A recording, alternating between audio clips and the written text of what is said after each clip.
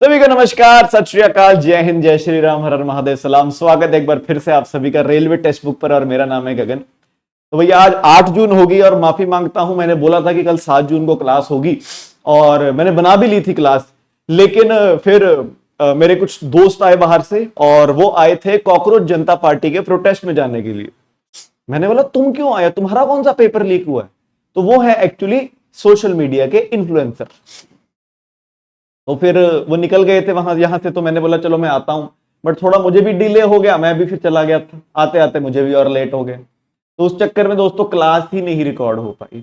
बाकी बड़ा शांतमय प्रोटेस्ट, अगर आपने भैया वही बात है, इंटरनेट पे मैंने जैसे देखा बहुत सारी झूठी बातें भी फैलाई गई, अरेस्ट हो गया, डिटेन कर लिया, कोई किसी को पकड़ के ले गया, कुछ नहीं ऐसा हुआ वहां पर। बस एक चीज जो मुझे अजीब लगी, प्रोटेस्ट किसी चीज का हो रहा है, वो बोल किसी और के बारे में रहे हैं वहां पर, मतलब नारे गाए जा रहे हैं। मतलब चलिए प्रोटेस्ट पर मेरे को थोड़ा समझ नहीं आया। ऑल्सो एक चीज बड़ी फनी थी, कहने को हर टीवी चैनल के ऊपर खबर आ रही थी, आज तक हो, एबीपी न्यूज हो, एनडीटीवी हो, लेकिन एक भी माइक होता ना, माइक के ऊपर लगा होता है उनके, वो एक भी नाम नहीं था, सभी वो हटाकर आए हुए थे। और एक आधा जो पत्रकार किसी को पता लग गया, वहां पर भैया बच्चों ने छोड़ा नहीं, गोदी मीडिया हाय हाय, गोदी मीडिया हाय। बाकी कई भैया वो थे नहीं आए हुए थे, कईयों को पता ही नहीं। आई एम श्योर आपके सामने क्लिप्स आई होंगी। एक लड़की से पूछा आपका पेपर लीक हुआ? कह रही मैं तो 9th क्लास में हूँ। कह रहे आप कैसे आए, आप क्यों आए हो? कह रहे हम ट्यूशन की तरफ से आए। कह रहे अच्छा क्यों आए हो? कह रहे ईरान और इजराइल और यूएसए का युद्ध चल रहा है ना। मैं कहा हे भगवान। तो बड़ा अलग सा कुछ अजीब सा प्रोटेस्ट था, काफी कुछ समथिंग डिफरेंट मैंने देखा, मतलब पहली बार मैंने देखा। बाकी गर्मी पूछो मत, बुरे हाल। वही बात है, एक तो आने के बाद उसकी भी एनर्जी इसलिए नहीं बची, निचोड़ दिया था गर्मी ने। तो वही मैंने आपको बताया आपको, तो मुझे अलग लगा कुछ, पहली बार मतलब मैं गया था, मेरे दोस्त वगैरह तो उसके लिए गए थे। एनीवे, शुरू करते हैं दोस्तों आज की क्लास। काफी सारा करंट अफेयर हमको कवर करना है। आज है जून 8। पहले हम करेंगे जो हमने करंट अफेयर्स पिछली क्लास में किए थे, थ्योरी, उसके एमसीक्यू, फिर हम करेंगे दोस्तों आज के करंट अफेयर डिटेल के अंदर। ऐसे ही करते हैं, चलिए। लेकिन शुरुआत हम करेंगे भैया आज का एक वर्ल्ड ओशन डे से। आज का दोस्तों डे है ओशन डे। काहे के लिए भैया? ओशन को बचाओ, ओशन को गंदा मत करो, भाई उसी के लिए कि ओशन में हम कचरा फेंक देते हैं। इंडिया में तो देखो नदियों की कैसी हालत है। तो ये यूनाइटेड नेशन ने ही शुरू किया था दिन, कि हमारे जो समंदर हैं उनको साफ रखो, बस इसके लिए दिन है और कोई सिग्निफिकेंस नहीं है। ओशंस की इंपॉर्टेंस क्या है उसके लिए बस दिन है। और इसकी थीम क्या है इस बार की? Reimagine beyond the world we know, एक नया रिश्ता विद आवर ओशन। तो बड़ी सी थीम हो जाती है। तो आज का था ये। तो शुरू करते हैं दोस्तों आज की क्लास। क्लास की पीडीएफ है जो आपको बताया मैंने, एक ही टेलीग्राम चैनल है गगन सर रेलवेज, यहां पर आपको मिल जाएगी। तो शुरू करते हैं भैया आज की क्लास फटाफट से, बिना किसी देरी के, है ना, एमसीक्यू के साथ। चलिए, पहला, विश्व पर्यावरण दिवस 2026 की आधिकारिक मेजबानी दोस्तों किस देश ने की? तो ये जो वर्ल्ड एनवायरनमेंट डे है, ये दोस्तों 2026 का किसने होस्ट किया? 5 जून को दोस्तों ऑब्जर्व किया जाता है वर्ल्ड एनवायरनमेंट डे, और एनवायरनमेंट को बचाने के लिए। तो ये किया गया, शहर का नाम है बाकू, BAKU, बाकू। वो पड़ता है अजरबैजान के अंदर। तो यहां पर हुआ दोस्तों, मनाया गया इस बार का वर्ल्ड एनवायरनमेंट डे, और इसकी theme inspired by nature for climate for our future. आइए, कौन से देश का एक्सचेंज भारत को पीछे छोड़ दिया और दुनिया का 6वां सबसे बड़ा एक्सचेंज बन गया? पहले भैया ताइवान ने हमको पीछे छोड़ा था, 5वां सबसे बड़ा बन गया था ताइवान, हम 6ठे पर आ गए थे। और अब हमें पीछे छोड़कर कोई और 6ठा बन गया है दोस्तों, इंडिया आ गया है 7वें के ऊपर। तो भैया पहले ताइवान ने पछाड़ा, हम आगे 5वें पर। नहीं, पहले ताइवान ने पछाड़ा, हम आगे 6ठे पर, और अब साउथ कोरिया ने पछाड़ा, हम आगे दोस्तों 7वें पर। दोस्तों दुनिया का सबसे बड़ा स्टॉक एक्सचेंज किस देश का है? ये तो आपको गेस भी आसानी से कर लोगे। 75 बिलियन डॉलर, ट्रिलियन डॉलर है ना, 75 ट्रिलियन डॉलर का दोस्तों, की टॉप 10 के बाकी जो रैंक नंबर 2 से लेकर रैंक नंबर 10 के अगर टोटल भी कर लो उससे ज्यादा। तो भैया कौन है अमेरिका का? ये अमेरिका, मतलब अमेरिका तो है, अमेरिका का क्या है, कौन है? अमेरिका है। तो भैया पहले भारत को ताइवान ने दोस्तों पीछे छोड़ा, हम आगे दोस्तों 6ठे पर, फिर हमको साउथ कोरिया ने छोड़ दिया, अब आगे हम 7वें पर, पहले हम 5वें पर हुआ करते थे। आइए चलिए, मई 26 में 6,66,000 टन एलपीजी की आपूर्ति करके कौन सा देश भारत का सबसे बड़ा एलपीजी आपूर्तिकर्ता बना? तो पहले क्या होता था, हम अपना ज्यादातर जो एलपीजी था वो मिडल ईस्ट से लेते थे, लेकिन वहां पर आपको पता है युद्ध चल रहा है। तो फरवरी के बाद से इस देश से हमने एलपीजी लेना बहुत ज्यादा शुरू किया। बल्कि इस देश के साथ हमने 1 साल का टाई अप किया है कि हम तुमसे 2.2 मिलियन यानी कि 22 लाख एलपीजी लेंगे, 22 लाख किलो, 22 लाख टन उस सेंस में। लेकिन हमने एक ही महीने में 6,66,000 कर दिया। कितना बचा अब? सिर्फ दोस्तों 16 लाख बचा, बस 6 लाख हमने एक बार में ही कर लिया। तो जवाब हो जाता है भैया यूएसए दे रहा है हमको इतना सारा एलपीजी। बहुत बढ़िया। आइए चलिए भैया, भारत ने मार्च 26 में 7 वर्षों के अंतराल के बाद किस देश से एलपीजी आयात फिर से शुरू किया, जो मई 26 में भारत का दूसरा सबसे बड़ा एलपीजी आपूर्तिकर्ता बना? तो अमेरिका था सबसे बड़ा, दूसरा कौन बना? दूसरा इंपॉर्टेंट इसलिए है क्योंकि उससे हमने 7 सालों के बाद एलपीजी लेना शुरू किया। चलिए कौन सा देश है वो? तो भैया सबको पता है वो, जवाब इजी है जिन्होंने क्लास लगाई है। Iran is the correct answer, Iran. Homework दूंगा मैं आज, पिछली तो हमारी वीकली रिवीजन थी तो होमवर्क नहीं मिला, आज मिलेगा होमवर्क, कमेंट में बताना है आपको। आई भारतीय खाद्य सुरक्षा और मानक प्राधिकरण एफएसएसएआई ने दोस्तों बोला कि हमने एक नया वीगन का लोगो बनाया है। ये कौन सी तारीख से प्रोडक्ट पर होना जरूरी है? वीगन क्या होता है? जैसे मैंने बोला कि जो लोग जानवर या फिर जानवर से बनी हुई चीजें नहीं खाते, मतलब चिकन मांस तो रहने दो दीजिए, अंडा, दूध, पनीर, मक्खन, बटर, चीज ये भी नहीं खाते। तो ये नया लोगो आएगा वीगन का, जो वीगन प्रोडक्ट्स के ऊपर होगा, और ये होगा 1 जुलाई 2027 से। बहुत प्यारा सवाल है अगला, आराम से पढ़ना, जवाब देने की कोशिश करो। एफएसएसएआई की फुल फॉर्म क्या है? एफएसएसएआई की फुल फॉर्म क्या है? आराम से जवाब देना, कोई जल्दबाजी नहीं करना, कोई धक्का मुक्की नहीं करेगा। चलिए तो भैया food safety and standard authority of India हो जाती है फुल फॉर्म एफएसएसएआई की। नेक्स्ट चलिए, 29वां राष्ट्रीय ई गवर्नेंस सम्मेलन दोस्तों किस शहर में आयोजित किया जाएगा? यहां पर आपको पता है नेशनल ई गवर्नेंस अवार्ड्स मिलेंगे जो कि अनाउंस हो चुके हैं, याद है ना? गोल्ड कैटेगरी होती है, सिल्वर कैटेगरी होती है, फिर एक जूरी अवार्ड भी था, हमने पढ़ा था। चलिए तो भैया ये होंगे इस बार 29वें राष्ट्रीय ई गवर्नेंस के पुरस्कार जयपुर राजस्थान के अंदर मनाए जाएंगे। और दोस्तों यहां पर दिए जाएंगे ई गवर्नेंस के पुरस्कार। बताइए भैया मेरे को फटाफट कीजिए, जो गोल्ड पुरस्कार यहां पर मिलेगा उसकी राशि क्या होगी? तो 2 कैटेगरीज है यहां पर, एक गोल्ड है एक सिल्वर है। बताइए भैया गोल्ड में कितना रुपया मिलेगा? तो दोस्तों गोल्ड में मिलेगा 10 लाख रुपया और सिल्वर में मिलेगा 5 लाख रुपया। याद आ रही हैं चीजें? 2 दिन हो गए ना, एक्चुअली फ्राइडे को पढ़ा था हमने थ्योरी, सैटरडे को करी हमने वीकली रिवीजन, संडे की थी छुट्टी, अब आ जाए मंडे। आ रहा है याद कि नहीं?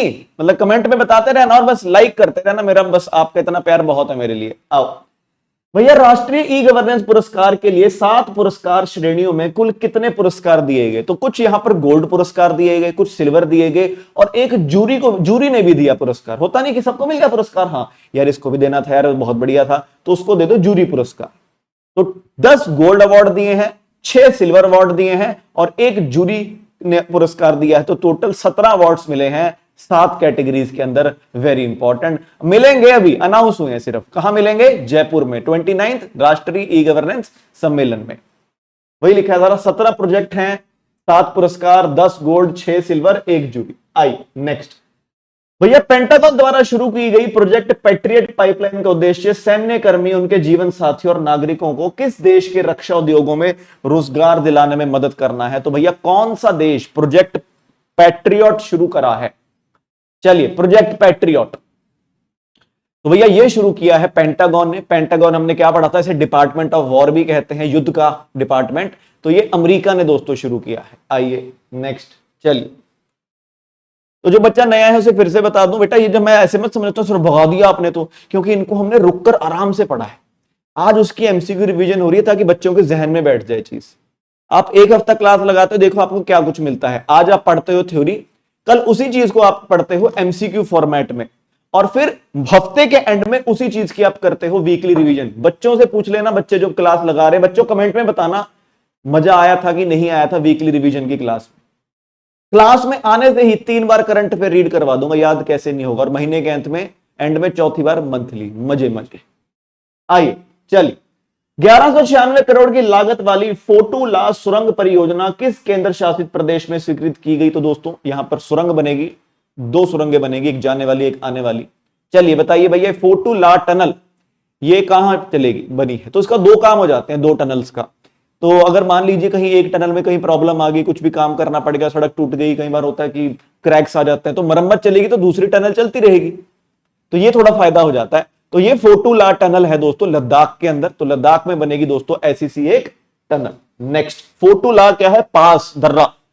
संयुक्त राज्य अमेरिका के अरब डॉलर स्टार्टअप्स के अप्रवासी संस्थापकों के, यानी कि दोस्तों जो अमेरिका में इमिग्रेंट है, जो बाहर से लोग आए हुए हैं, उन लोगों ने जो यूनिकॉर्न बनाए हैं, यूनिकॉर्न यानी कि जिन कंपनियों की कीमत $1 बिलियन से ज्यादा की है, तो उनमें सबसे ज्यादा किस देश के नागरिक हैं?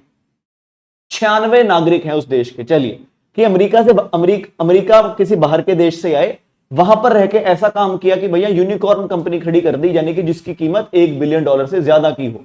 तो भैया सबसे ज्यादा ऐसे लोग 96 हैं इंडिया से। दूसरे नंबर पर आता है दोस्तों I think Israel, yes Israel है 60 कंपनियां, फिर यूके है दोस्तों 47 कंपनियां। फिर पिछली क्लास में हमने नई चीजें पढ़ी थी कुछ, मिनीकॉर्न, सूनिकॉर्न, यूनिकॉर्न, डेकाकॉर्न और हेक्टोकॉर्न। नेक्स्ट, नासा का मेवन मिशन है जो हाल ही में संपर्क टूटने के बाद समाप्त हो गया, ये किस ग्रह के अध्ययन के लिए लॉन्च किया गया था? चलिए फटाफट बताइए। तो मेवन मिशन को दोस्तों लॉन्च किया था नासा ने मार्स के लिए, कि भैया मार्स पर जाओ, मंगल ग्रह पर जाओ और पता करो भैया वहां पर क्या हिसाब किताब चल रहा है। तो इन्होंने पता लगाया कि मार्स एक सूखा प्लेनेट नहीं है, मार्स एक गीला प्लेनेट है, नमी भरा प्लेनेट है, उस पर सूरज की ऐसा प्रभाव पड़ा है, ऐसा कुछ चीजें थी। तो मेवन की full form Mars atmosphere and volatile evolution, ये हो जाती है दोस्तों फुल फॉर्म मेवन की, ध्यान रखेंगे। ठीक है भैया। नेक्स्ट आइए, नासा का फुल फॉर्म क्या है? आराम से जवाब दो, कोई धक्का मुक्की नहीं करेगा।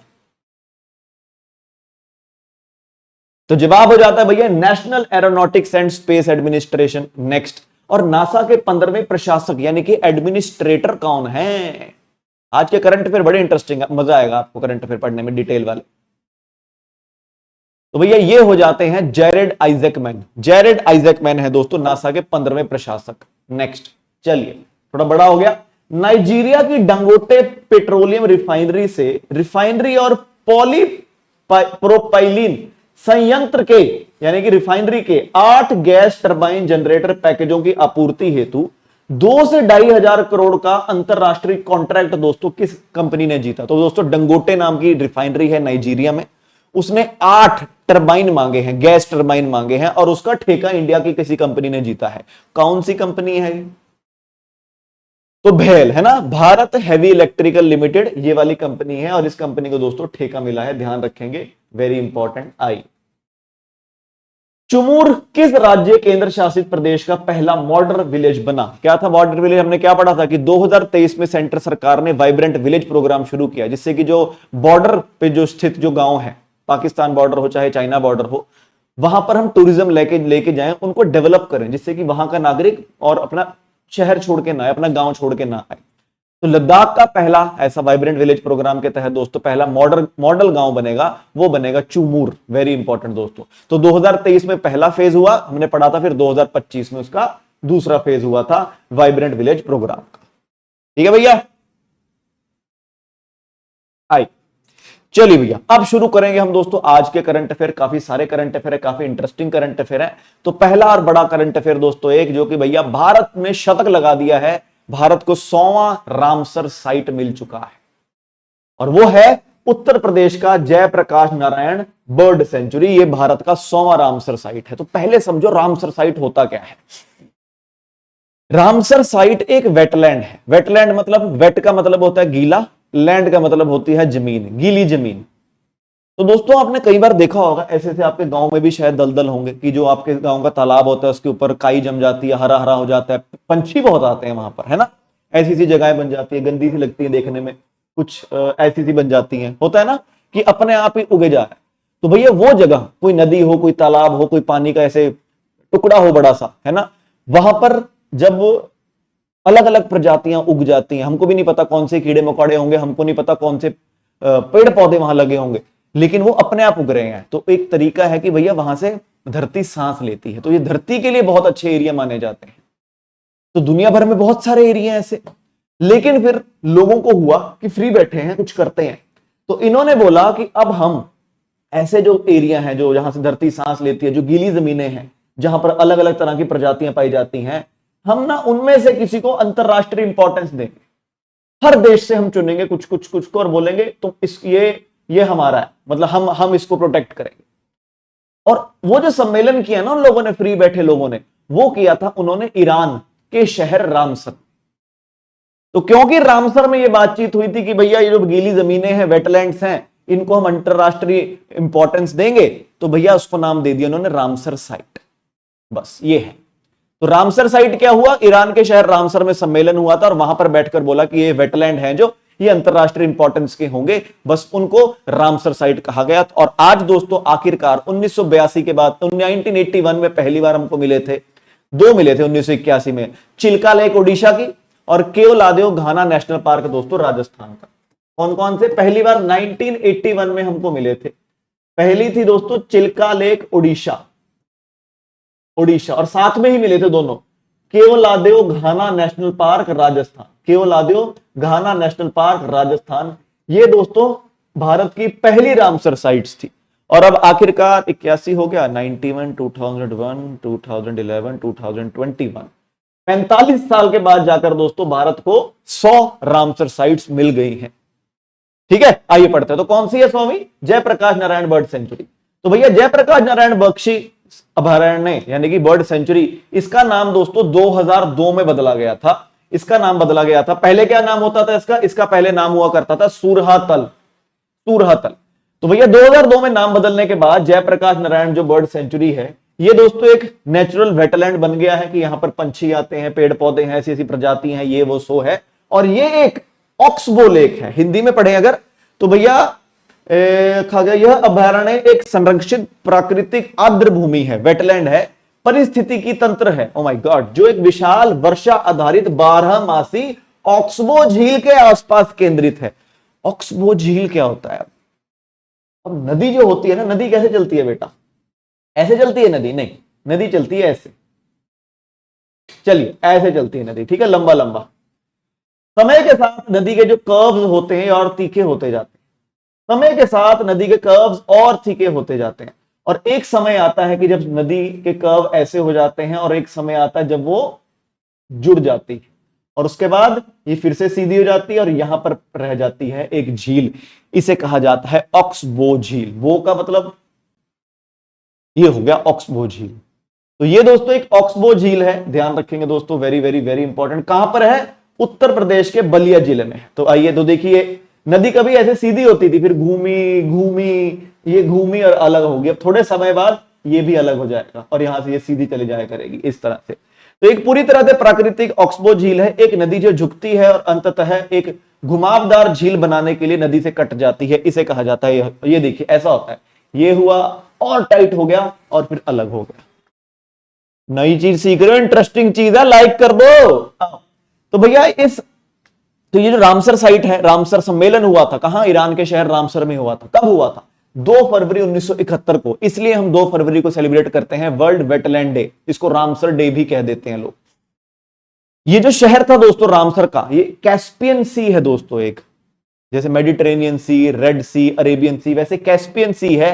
रामसर का जो ये शहर है दोस्तों, ये कैस्पियन सी के तट पर बसा हुआ है। एक ना पेपर है, उसमें सवाल आ गया था कि भैया कैस्पियन सी के इर्द गिर्द कौन से देश बसे हुए हैं। तो उसकी एक ट्रिक बता देता हूं आपको, तारीख याद रख लीजिए, तारीख पर तारीख, तारीख पर तारीख, तारीख पर तारीख मिल रही है my Lord. Turkey, Azerbaijan, Russia, Iran और कजाकिस्तान। कजाकिस्तान ही है, एक बार ये बस मैं कंफर्म कर लूं, मेरे को किर्गिस्तान में कंफ्यूज हो जाता हूं मैं कई बारी। कंट्रीज कैस्पियन सी बॉर्डर, कजाकिस्तान बिल्कुल सही है। सॉरी, टर्की लिख दिया, मैं पागल हो गया हूं। टर्की कहां आ गया वहां पर? टर्की तो दूर दूर नहीं है, टर्की नहीं है भैया दोस्तों, बाकी सही है। तुर्कमेनिस्तान, माफ कीजिए दोस्तों, तुर्कमेनिस्तान। ये एग्जाम में सवाल आता है बेटा कि भैया कौन कौन से देश हैं, तो तुर्कमेनिस्तान, अजरबैजान, रशिया, ईरान और कजाकिस्तान, ये 5 देश कैस्पियन सी से लगते हैं। और ईरान का ही शहर है रामसर, जहां फरवरी 2, 1971 को दोस्तों बैठक हुई थी। चलिए अब सबसे ज्यादा रामसर साइट्स भारत में कहां पर है? तो दोस्तों तमिलनाडु के पास है 20 और दूसरे नंबर पर उत्तर प्रदेश आ चुका है 13। पहले भी उत्तर प्रदेश के पास ही थी सबसे ज्यादा, दूसरे नंबर पर 12, अब हो चुकी है 13। दुनिया में सबसे ज्यादा रामसर साइट किसके पास है? तो ये देखिए, दिख ही नहीं रहा दोस्तों देश, अमेरिका, यूके। 176 रामसर साइट्स हैं इनके पास। और सबसे बड़ा एरिया किसके पास है? सर एरिया मतलब अब देखो, इंडिया के पास 100 रामसर साइट्स हैं। तो जब 100 रामसर साइट का एरिया है सिर्फ 1 किलोमीटर स्क्वायर का, तो टोटल कितना हो गया? 100 किलोमीटर स्क्वायर। सोचो कोई देश है उसके पास एक ही रामसर साइट है, लेकिन उसका एरिया है 200 किलोमीटर स्क्वायर का। तो सबसे ज्यादा रामसर साइट इंडिया, सबसे ज्यादा एरिया वो 200 किलोमीटर वाला। उसी तरह सबसे ज्यादा रामसर साइट नंबर पूछा जाए तो 176 यूके, सबसे ज्यादा एरिया पूछा जाए तो दोस्तों ब्राजील। ठीक है, कितना? 2,67,94,455 हेक्टेयर में दोस्तों है। याद करना है नहीं, बस ये याद रखना कि यूके में 176 है, सबसे बड़ा एरिया ब्राजील के पास। ठीक है। और वर्ल्ड वेटलैंड डे कब मनाते हैं हम? 2 फरवरी को मनाते हैं। इस बार की थीम क्या है? Wetland and traditional knowledge celebrating cultural heritage. ये वही सभी बातें लिखी हुई है कि भैया 2 फरवरी 1971 को ये हुआ था, वो हुआ था, फलाना हुआ था दिन का। दुनिया को पहली साइट, अब सोचो 1971 के अंदर पहली बार सम्मेलन होगा, उन्होंने बोला अब शुरू करते हैं। लेकिन 1974 में जाकर ऑस्ट्रेलिया का कोबोर्ग प्रायद्वीप है, जो कोबोर्ग पेनिनसुला है, वो दुनिया का पहला रामसर साइट बना। ठीक है। इसके बाद अब बात की जाए इंडिया की पहली, जैसे मैंने आपको बता दिया, राजस्थान में केवलादेव घाना नेशनल पार्क और ओडिशा में चिल्का झील 81 में दोस्तों भारत की पहली बनी रामसर साइट। सबसे बड़ी रामसर साइट की बात की जाए भारत की, तो दोस्तों आपके सामने सुंदरबन, जो बंगाल में है दोस्तों, सुंदरबन वेटलैंड है, वो भारत का सबसे बड़ा रामसर साइट है, 4230 स्क्वायर किलोमीटर। सबसे छोटा है किसी को पता है याद? हिमाचल प्रदेश की रेणुका झील, केवल 0.2 स्क्वायर किलोमीटर, यानी कि सिर्फ 200 मीटर स्क्वायर की झील है। तो ये कुछ बातें थी दोस्तों रामसर साइट्स के बारे में।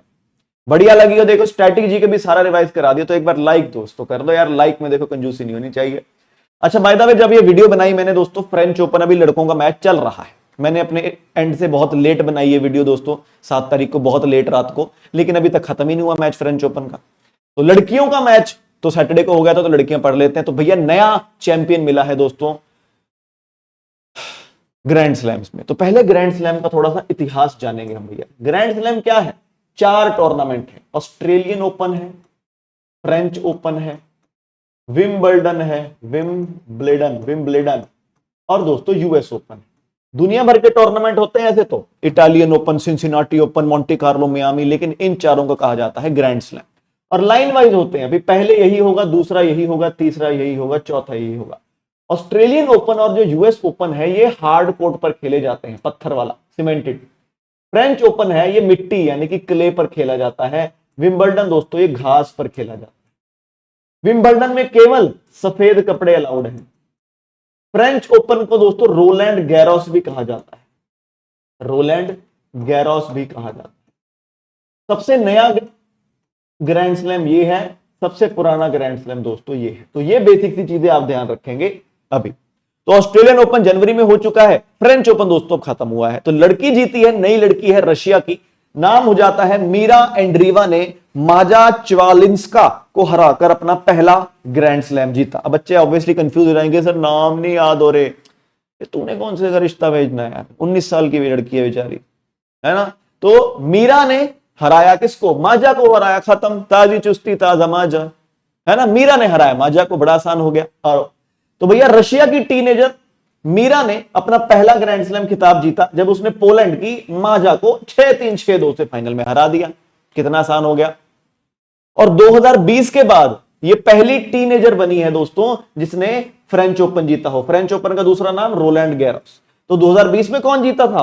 पोलैंड की लड़की थी ईगा, उसने जीता था। बढ़िया हो गया था यार, बढ़िया सर, है ना। और साथ ही मीरा 1992 में मोनिका के बाद रोलैंड गैरोस खिताब जीतने वाली सबसे कम उम्र की महिला बनी। तो ये तो इनके अभी की फोटो है, बुजुर्ग हो गई है थोड़ी, ऑपरेशन वगैरह करवा लेते ना तो लग नहीं रही होगी, लेकिन ये है दोस्तों, इनका नाम है मोनिका। तो मोनिका ने 1992 में फ्रेंच ओपन जीता था। तो उनके बाद सबसे यंगेस्ट, सबसे कम उम्र की दोस्तों बनी है मीरा। तो ध्यान रखेंगे इस चीज का। अब इसमें याद क्या चीजें करनी होती? कौन जीता? मीरा जीती। किसे हराया? माजा को। मीरा कहां से? रशिया से। माजा कहां से? पोलैंड से। ये 4 चीजें आपको याद रखनी पड़ती हैं। बस दिक्कत ये बन जाती है जब साल खत्म होता है तो 4 ग्रैंड स्लैम हो जाते हैं और बच्चों का हो जाता है अब्बा डब्बा और जब्बा। बट भाई बैठा है, टेंशन नहीं लेना, ऑस्ट्रेलियन ओपन पहले रिवाइज करेंगे।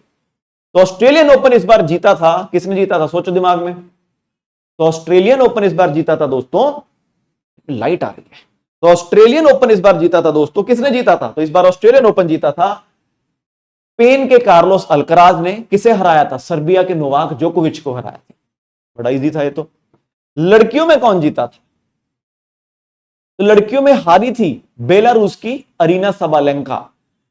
लड़कियों में जीती थी कजाकिस्तान की एलिना रिबाकीना। बोले हैं जी सर, क्या सर? है सर।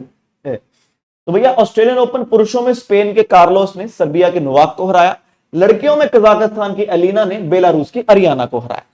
अब जैसे मैंने बोला, जब तक मैंने वीडियो बनाई तब तक फ्रेंच ओपन लड़कों का भी खत्म नहीं हुआ है। मैं अभी ऐसे ही नाम लिख कर आया हूं, क्या पता यही जीत चुके हो।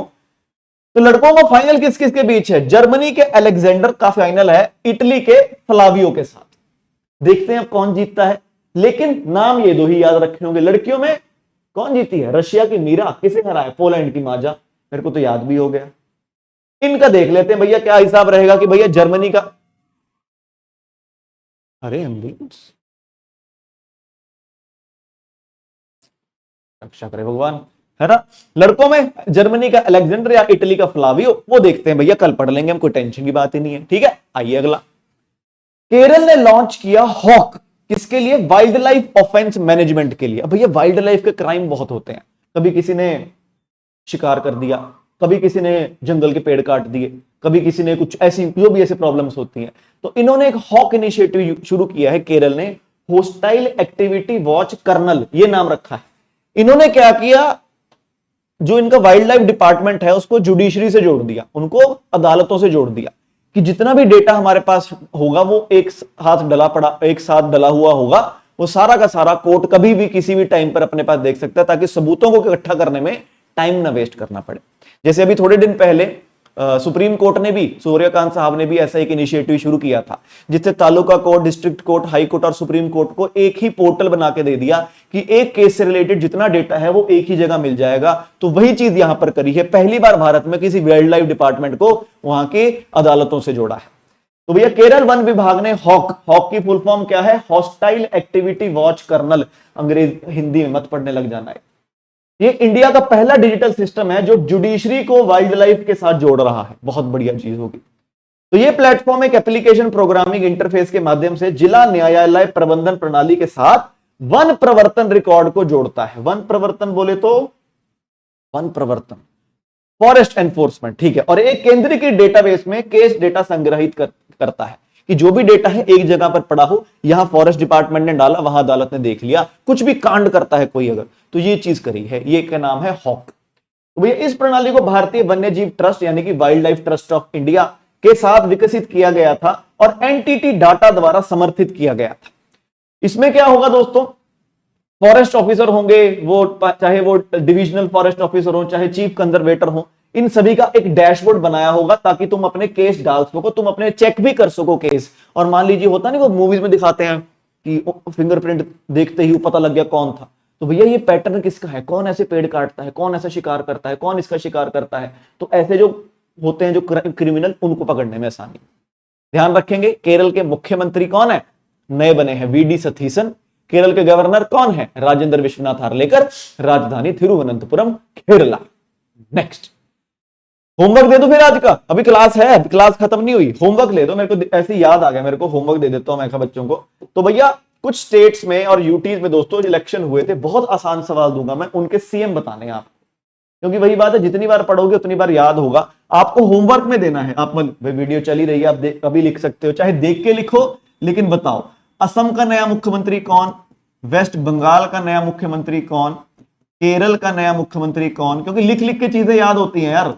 तमिलनाडु का नया मुख्यमंत्री कौन, पुडुचेरी का नया मुख्यमंत्री कौन, पुडुचेरी का, कर्नाटका का नया मुख्यमंत्री कौन, कर्नाटका, और दोस्तों बिहार का नया मुख्यमंत्री कौन। तो भैया 1 2 3 4 5 6 7, ये 7 मुख्यमंत्रियों के दोस्तों जवाब आप मुझे कमेंट सेक्शन में देंगे। बाकी जिसने नहीं देना उसकी मर्जी, मैं तो इतनी चीज समझी है जो हम लिखते हैं चाहे टाइप करते हैं वो चीज याद रहती है, पढ़ के नहीं याद रहती चीज। ठीक है, चलिए, और मैं क्या एक बार लाइक ही कर दो। चलिए, तो भैया भारत अमेरिका ने सेना से सेना के बीच 19वीं वार्ता की। तो भैया हम ना बहुत सारे देशों से आर्मी टू आर्मी टॉक्स करते रहते हैं, मतलब आर्मी हमारी उनकी आर्मी, किस चीज के बारे में बातचीत करते हैं कि भैया वो करते हैं डिसाइड कि हमारी जो बीच में मिलिट्री एक्सरसाइजेज होती है कहां कहां पे करेंगे, हम कौन सी एक्सरसाइज करनी है, इस बार हम क्या नया कर सकते हैं, बेसिकली आपस में सहयोग कैसे बढ़ाएं। क्योंकि मिलिट्री एक्सरसाइज का काम क्या होता है, देशों के सेनाओं के बीच में सहयोग, कि कहीं पर अगर हमको इकट्ठा कोई ऑपरेशन करना पड़ जाए तो उस ऑपरेशन को हम इकट्ठे कैसे उसको हम अंजाम देंगे। हो सकता है ना, मैं बच्चों को एक एग्जांपल देता हूं, सोच अमरीकियों का मतलब ये हो रुक जाओ, है ना, दिखाते ना वो कि आगे आतंकवादी है रुक जाओ, और सोचो हमारे वाले सोचे हल्ला बोल, कुछ नहीं पता तो बेसिक जो सिग्नल्स वगैरह होते हैं कि भैया कंपैटिबल भी है, मेलजोल है हमारा कुछ की नहीं, तो वो तो 29वीं बैठक हुई भारत और अमेरिका की आर्मी की, कहां हुई, अमेरिका के टापू हवाई पे। तो भैया भारत और संयुक्त राज्य अमेरिका ने हवाई में 29वीं सेना से सेना स्टाफ वार्ता आयोजित की। वार्ता दोनों देशों के बीच द्विपक्षीय रक्षा सहयोग का हिस्सा थी, और इसमें सैन्य समन्वय यानी कि इसमें दोस्तों मिलिट्री कोऑर्डिनेशन कैसे करेंगे और चीजें, बेसिकली जो आपको बताया मैंने आपस में इनका तालमेल कैसा है उसके लिए की गई। और कुछ दोस्तों मिलिट्री एक्सरसाइज जो हम इनके साथ करते हैं बहुत इंपॉर्टेंट हो जाती हैं, वज्र प्रहार, युद्ध अभ्यास, स्कूप इंडिया, टाइगर ट्रम्प, साल्वेक्स, और एक मालाबार भी करते हैं। बस फर्क यह है कि मालाबार एक नौसैनिक अभ्यास है और इसे क्वाड देश करते हैं। क्वाड देश कौन से थे, जिनकी अभी फॉरेन मिनिस्टरों की मीटिंग हुई थी भारत में, अमेरिका, ऑस्ट्रेलिया, जापान और भारत। तो भैया ये है कुछ military exercises and plus Malabar. समझ में आया क्या, छोटे तेरी समझ में आया क्या। चलो फिर अगला बड़ा इंटरेस्टिंग करंट अफेयर है। गर्मी बहुत पड़ रही है ना, खास करके जिनका घर टॉप फ्लोर पर होता है या फिर जिनका घर सिंगल फ्लोर का, बहुत गर्मी पड़ती है, होता है ना। तो आजकल एक नई चीजें आने लगी है कि घर के ऊपर ना कुछ पेंट कर दो कि वो ठंडा कर देता है, वो कि वो सूरज की किरणें आती है, सूरज की किरणों को एब्जॉर्ब नहीं करता और रिफ्लेक्ट बैक कर लेता है ना। तो लोग कहीं तो पहले बेसिक व्हाइट पेंट शुरू करवाते थे, फिर उसके बाद और टेक्नोलॉजीज आ गई। तमिलनाडु दोस्तों पहली स्टेट बन गई है जिसने एक सरकारी तरीके पर एसओपी जारी किया है। एसओपी क्या होता है, जैसे आपको अगर आधार कार्ड बनवाना है उसका एसओपी होगा कुछ। एसओपी मतलब क्या है कि आप पहले दुकान सेवा केंद्र जाएंगे, वहां पर आप नाम बताएंगे, आप अपना डेट ऑफ बर्थ के लिए आप 10वीं का अपना सर्टिफिकेट दिखाएंगे, आप अपना एड्रेस प्रूफ के लिए आप कुछ देंगे। ये क्या हो गया एसओपी, कि क्या करना है पहले, अच्छा फिर कैसे फिर कैसे फिर कैसे, वो ठीक है, ये होता है एसओपी। तो तमिलनाडु पहली स्टेट बन गई है भारत में जिसने छत को ठंडा करने का, जो कैसे करना है ठंडा, उसका भी एसओपी जारी कर दिया है। मुख्यमंत्री भैया विजय है, कुछ तो अलग करेगा। आइए, तो तमिलनाडु ने कूल रूफ कोटिंग एप्लीकेशन ठंडी छत करने के लिए भारत की पहली राज्य स्तरीय मानक संचालन प्रक्रिया यानी कि स्टैंडर्ड ऑपरेटिंग प्रोसीजर को दोस्तों लॉन्च किया है। यहां पर एक फ्रेमवर्क स्थापित हो जाएगा कि आपको अपनी छत कैसे ठंडी करनी है।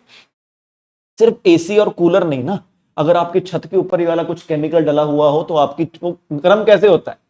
आप काले कपड़े पहन के बाहर निकलो तब जाओगे, सफेद कपड़े पहन के निकलो बहुत सही रहोगे। क्यों, क्योंकि भैया काला जितना है, वो डार्क जितना है, वो उतना सनलाइट को खींचता है अपने पास और सफेद वापस भेजता है। तो भैया ये एसओपी जारी कर दिया है। अब करंट फिर इतना ही है, तो बस बाकी एक्सप्लेनेशन। वो कूल रूफ कोटिंग क्या है कि भैया एक सरफेस ट्रीटमेंट है, छत पे पेंट कर देंगे ताकि भैया हाई सोलर रिफ्लेक्टेंस दोस्तों कम की जा सके, ये हो सके। 12 स्टेज है इसमें, ये है वो है, कोई काम की चीज नहीं है। बस इतना ध्यान रखना कि तमिलनाडु है, जो भैया पगलू है पढ़ने को वो प्लीज बिल्कुल पढ़े। बेसिक इतना ही है, पेपर में इतना ही आएगा। कौन सी सरकार ने किया भैया एसओपी, ये किया तमिलनाडु की सरकार ने किया। बस कितने पॉइंटर हैं, 12 स्टेज का है। इसके अलावा आपके पास पेपर में तो कम से कम कुछ नहीं पूछा जाएगा। ये थोड़ी पूछेंगे तुमसे कि भैया बताओ क्या है एसओपी। अगर तमिलनाडु का पेपर देना तो बिल्कुल, आई एम श्योर तमिलनाडु वाला कोई यहां नहीं बैठा उसको मेरी भाषा ही समझ नहीं आएगी ना। आइए, तो एसओपी यहां डेवलप किसने किया था, तमिलनाडु ग्रीन क्लाइमेट कंपनी ने, तमिलनाडु क्लाइमेट चेंज मिशन ने, यूनेस्को के UNEP united nation environment programme और सीड टेक्निकल सर्विस, इतने सारों ने मिलकर बनाया। तो इसको Tamil Nadu green climate company, Tamil Nadu climate change mission, united nation environment programme और सीड टेक्निकल सर्विसेज, तो दोस्तों इन चारों ने दोस्तों मिलकर इसको बनाया। अरे बाप रे, चलिए, ये ऐसे सवाल आने लग गए हैं पेपर में। पिछले मेरे को याद है, मेरे को पता नहीं कौन सा पेपर है कि उन्होंने पूछा था कि ये एक शेर पाया गया कलेसर नेशनल पार्क में। कलेसर नेशनल पार्क कहाँ है, तो बड़ा बेसिक सा आ गया। लेकिन अभी एक रेयर काराकल मिला है। ये दोस्तों ये है जो बिल्ली जैसा दिख रहा है तीखे से कानों वाला, ये मध्य प्रदेश के कूनो नेशनल पार्क में मिला है। अब कूनो नेशनल पार्क इसलिए फेमस है क्योंकि हमारे पास जो चीते आए थे, तो आपको पता होगा कि 2023 में इंडिया ने बाहर से चीते मंगवाए थे, हमारे पास चीते खत्म हो गए थे। 12 चीते आए थे हमारे पास साउथ अफ्रीका से, और दोस्तों 8 चीते आए थे हमारे पास नमीबिया से। तो ये कहां लेके आए थे हम, कूनो नेशनल पार्क में लेकर आए थे।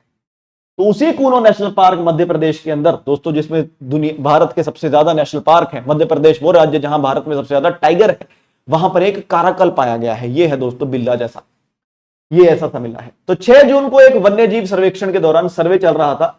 मध्य प्रदेश के कूनो राष्ट्रीय उद्यान में एक कैराकल देखा गया। जानवर को कैमरे के जाल में रिकॉर्ड किया गया था और कई दशकों के बाद इस क्षेत्र में पहली बार देखा गया। तो पेपर में सवाल बन सकता है कि भैया अभी अभी एक काराकल देखा गया था, कहां देखा गया था, या फिर कूनो नेशनल पार्क कहां है, मध्य प्रदेश में। नेक्स्ट, आर प्रज्ञानंदा ने दोस्तों रॉक कर दिया है। तमिलनाडु का लड़का है अपना दोस्तों आर प्रज्ञानंदा, इसी की बहन है दोस्तों वैशाली आर। दोनों भाई बहन आग लगा रहे हैं दोस्तों, मचाया हुआ है दोनों भाई बहनों ने। तो आर प्रज्ञानंदा है जो तमिलनाडु के, इन्होंने जीत लिया है नॉर्वे चेस का टाइटल। कंपटीशन हुआ था, टूर्नामेंट हुआ था नॉर्वे चेस, नॉर्वे में हुआ था। पहले इंडियन बन गए हैं दोस्तों नॉर्वे चेस को जीतने। तो आइए पढ़ते हैं इनके बारे में। तो भैया आर प्रज्ञानंदा ने नॉर्वे शतरंज खिताब जीतने वाले पहले भारतीय बने। 20 वर्षीय ग्रैंड मास्टर ने जर्मनी के विंसेंट कीमर को हराया दोस्तों फाइनल में, और वह नॉर्वे शतरंज के पहले भारतीय विजेता बने। जो वर्ल्ड चैंपियन है डी गुकेश, उनको भी हरा दिया था पहले मैच में। जिसका भी थोड़े दिन पहले हमने पढ़ा वर्ल्ड रैंकिंग 1 नॉर्वे का मैग्नस कार्लसन, उसको भी हरा दिया था अभी पीछे मैच में। तो भैया रॉक करा हुआ लड़के ने हमारे ने। तो प्रज्ञानंदा ने एक ही टूर्नामेंट के दौरान शास्त्रीय खेलों में अच्छा मैग्नस कार्लसन को हराया, जो कि दोस्तों सबसे ज्यादा रेटिंग पॉइंट्स हैं, जिसके पास 2800 से ज्यादा एलो पॉइंट्स है, जिसके पास नंबर 1 रैंकिंग पर है। जो उन्होंने मौजूदा विश्व चैंपियन जो हमारे 18 साल के सबसे कम उम्र के 18वें विश्व चैंपियन है डी गुकेश, उनको भी दोस्तों हरा दिया था। और फाइनल में जर्मनी के विंसेंट को हराया। किसे हराया, जर्मनी के भैया विंसेंट को हराया। R Praggnanandhaa from Tamil Nadu. Next, मछली विभाग वाला विभाग बहुत ज्यादा एक्टिव हो रहा है। अभी थोड़े दिन पहले हमने याद कीजिए पढ़ा था कि भैया 8.45 पता नहीं 4-6 बिलियन डॉलर का एक्सपोर्ट किया था भारत ने दोस्तों पिछले साल सी फूड का। याद है, मछलियां, झींगे, ऑक्टोपस, केकड़े, बिच्छू तो नहीं और सबसे ज्यादा हमने बेचा था अमेरिका को, और सबसे ज्यादा बेचा क्या था हमने दुनिया भर में, हमने सबसे ज्यादा बेचे थे फ्रोजन श्रिम्प। श्रिम्प बोले तो झींगा। अब दोस्तों एक national workshop on seafood export हुई है। कहां हुई है, विशाखापट्टनम आंध्र प्रदेश में हुई। यहां पर टारगेट रखा है कि भैया 2031 तक भारत का सी फूड है वो 8.45 से उठा बढ़ाकर 30 बिलियन डॉलर कर देना है। और आंध्र प्रदेश के मुख्यमंत्री ज्यादा ही थोड़े पंप में आए हुए थे। इन्होंने बोला 30 बिलियन डॉलर का 30% हम करेंगे। अभी 9 भी नहीं है, 30 का 30% 9 बिलियन डॉलर होता है, लेकिन आंध्र प्रदेश के मुख्यमंत्री ने बोला कि हम करेंगे। हेलो, चलिए। तो भैया ये टारगेट अनाउंस किया गया अभी जो नेशनल वर्कशॉप हुई थी सी फूड एक्सपोर्ट पर विशाखापट्टनम में। जैसे मैंने बोला अभी 8.45 बिलियन डॉलर था। सबसे ज्यादा हमने श्रिम्प बेचा, हाँ, लेकिन सबसे ज्यादा श्रिम्प का 66% श्रिम्प कहां से आया, वो आंध्र प्रदेश से आया।